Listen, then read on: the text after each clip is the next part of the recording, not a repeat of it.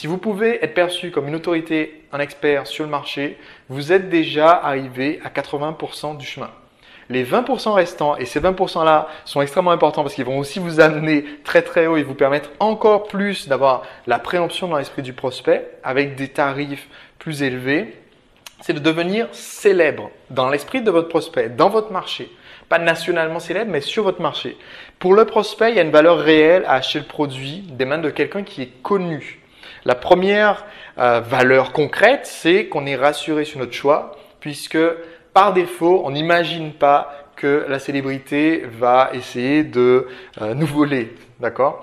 Le deuxième facteur extrêmement important, c'est que votre prospect ayant acheté de vous et vous êtes connu sur le marché, votre prospect a un peu quelque chose dont il peut se vanter. Quelque chose qui lui donne un sentiment positif à son propre sujet.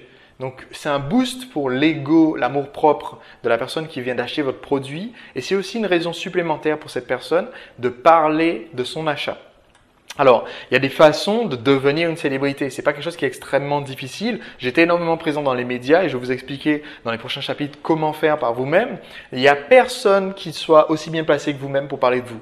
Donc, la première étape indispensable pour devenir une célébrité sur votre marché, c'est systématiquement d'être le promoteur numéro 1 de vos propres produits et services. De mentionner, si vous disposez de plusieurs produits et services, de les mentionner.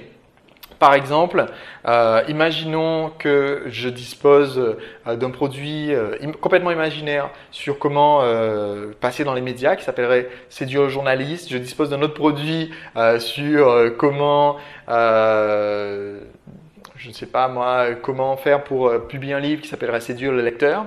Je passerai mon temps dans cette formation à vous dire, bah, tiens, ça, c'est une technique que j'ai incluse dans mon cours Séduire le journaliste, mais que je vais aussi vous expliquer tout de suite. Et donc, ça doit être systématique pour vous.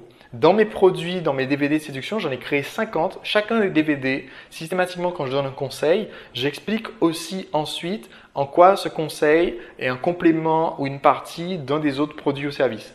Ce n'est pas une tentative de limiter l'information, surtout pas. Au contraire, je donne toute l'information. Mais le simple fait de garder présent à l'esprit du prospect le fait qu'on dispose d'autres produits, qu'on dispose d'autres services, qu'on a tel site internet qu'on peut aller voir, etc., etc., ça fait que votre prospect a davantage entendu parler de vous, même si c'est votre voix qui en a beaucoup parlé.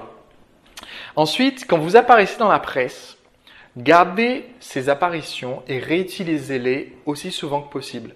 Une erreur que commettent beaucoup d'entrepreneurs, c'est d'être présent une fois dans un journal, d'en parler un petit peu, d'être présent 6 mois plus tard dans la radio, d'en parler un petit peu, et puis 2 ans après, si pendant 2 ans ils ne sont pas passés dans les médias, eh bien sur leur site internet, dans leur boutique, dans leur cabinet, dans leur marketing, on ne voit aucune référence à ces 2 premiers passages. Au contraire, si vous faites toujours référence à vos apparitions dans la presse, même aux apparitions qui ont eu lieu il y a 2 ans, 3 ans, 4 ans, 5 ans, ça crée un effet de cumul imposant. Aujourd'hui, je peux honnêtement dire que je suis passé dans quasiment tous les médias français, à une exception, c'est France 3 qui m'a proposé un reportage que j'ai pas pu faire. Mais au cours des années, et ça je ne dis pas à mon prospect au fil des années, mais je suis passé sur TF1, France 2, M6, Canal 24, France 24, TV7. Je suis passé dans les journaux, dans Parisien, Paris Match, le 20 minutes.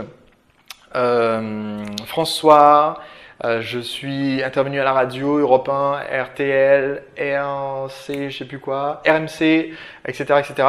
J'ai eu plein de passages dans les médias, mais même si tous ces passages-là étaient arrivés il y a 20 ans, j'en parlerai toujours autant.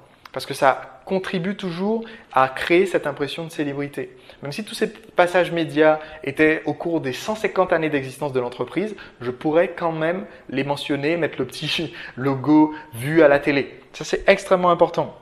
Et enfin, il y a une solution qui est la célébrité par association. Et la célébrité par association, c'est tout simplement emprunter la célébrité de quelqu'un qui est déjà connu sur votre marché.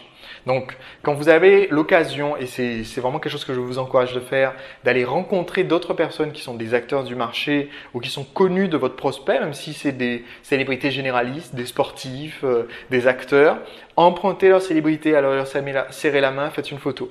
Il y a une photo par exemple que j'ai prise de quelqu'un qui est assez connu sur mon marché, qui est le marché des rencontres de la séduction, mais qui est aussi un entrepreneur très connu aux États-Unis sous le nom de Eben Pagan et qui est connu sur le domaine de la séduction sous le nom de David D'Angelo, eh bien, j'utilise cette photo que j'ai de notre rencontre, je l'utilise aussi bien dans mon marketing de séduction en disant, bah tiens, j'ai discuté avec David D'Angelo, j'ai eu l'occasion de le rencontrer, ce qui est très impressionnant pour mon prospect parce que David D'Angelo est un Américain, très peu de Français ont eu l'occasion de le rencontrer.